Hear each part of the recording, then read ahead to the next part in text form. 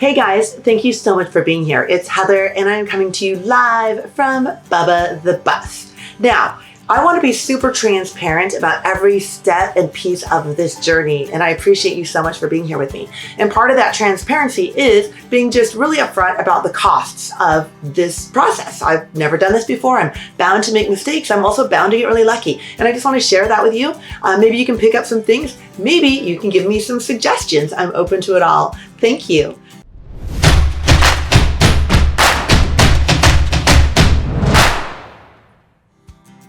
So the first thing I'm going to tell you is I purchased Bubba, as we know, in Nashville, Tennessee. I paid $2,500 for the bus, and it is an amazing deal. You could never touch a bus like this on the West Coast for that kind of money. A bus that runs, let's just put it that way. So I got a really great deal. The next thing I had to do was get insurance. I went through Geico, and my insurance, I got the real basic. It's actually one level up from the basic insurance. It's $31 a month with Geico. It was fabulous. That includes my roadside service, which is $5 a month. I would never take a trip across the United States without some form of roadside assistance. When I move into the bus full-time, I will get better insurance. I'll definitely upgrade that. But at the moment, $31 a month, you just can't go wrong. That's also in part because I'm over 50 and have a clean driving record. So there's always that. The first stop I made with Bubba was to Amigos Tires in Nolensville Pike in Nashville. These guys were amazing. I was just straight up with them and told them, you know, I'm broke as a joke, so I really just needed new tires, like the least expensive that I could safely get across the country. My tires were $135, so hello, that's a bargain. The next stop I had to make was to Home Depot, because the bus, as I have mentioned before, belongs to Outdoor Lighting Perspectives in Nashville, and they used it for a tailgating vest for the Tennessee Titans. So they had their logo all over the bus, and they asked me to basically, get the logos off of the vinyl wrap. It's a vinyl wrap, and they needed the logos off before I trekked across the country. That's so fair. So I went to Home Depot and I bought a heat gun. Now, the heat gun was an entirely unnecessary expense because it's mid-July in Nashville, which is about 6 degrees of separation from the surface of the sun. And basically that vinyl wrap just peeled off without the use of a heat gun. But I still bought the heat gun. It was $21. That is an expense.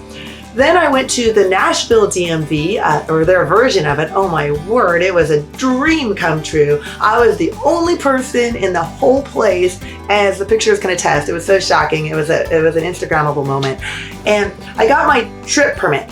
They give you a trip permit when you're taking your vehicle out of state. And in this case, it was 10 days. And I knew that it was going to take me longer than 10 days. I wanted it to take longer than 10 days. Bubba weighs 8,000 pounds at this point of the game. I don't drive a lot, so I'm definitely taking it slow.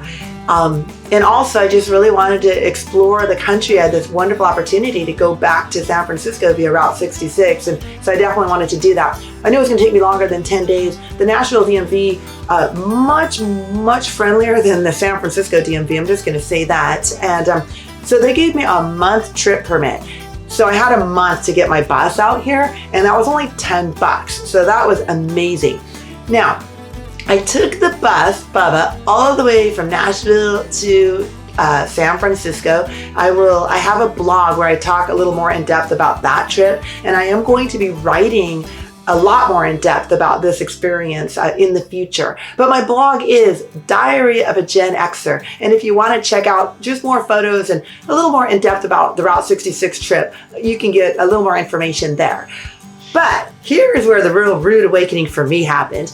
The trip is a little over 3,000 miles, and Bubba gets about 11 miles to the gallon, which means that my gas, which I saved all my receipts, oh, here they all are, all my gas receipts, oh my goodness, were $712.30. So that was quite a lot, but that is what it was. I am, of course, researching now how to convert him into other options, potentially natural gas, I'm not sure.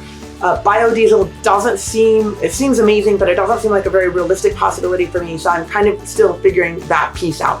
And that's something that has to happen before I really go to full-time living, because that's a lot of gas. The other thing, and I'm just going to mention it here because it seems somewhat relevant, I did this by myself. So traveling as a single female across the country has, you have to use your common sense. I talk about this in my blog. And one of the things I did, of course, was I had friends who really were acutely aware of my itinerary that I checked in with and, that just were helping me. And so I do want to give a big shout out to my new and wonderful friend in Memphis, Dave Bucket. I'll be talking probably about him a little bit more, but he was definitely my touchstone. So I was in touch with him every day of my journey. He was also helping me calculate gas. Some days were good news, some days not such great news.